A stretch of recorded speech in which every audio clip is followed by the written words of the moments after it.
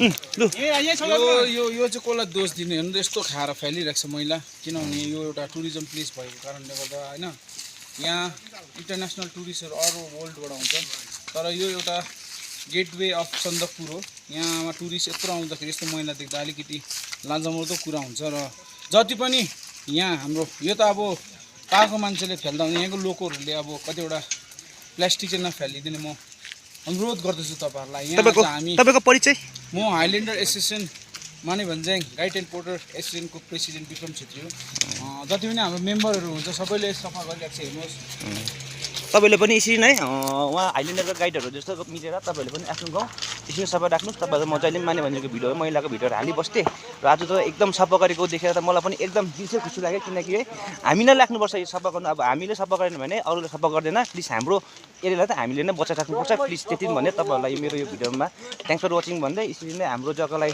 एकदम plastic free गरौँ भन्दै र यो प्लास्टिकलाई एकदम कम्ती गरौँ भन्दै यो भिडियो यहाँ सप्लाई गर्न चाहन्छु। Thanks for watching guys.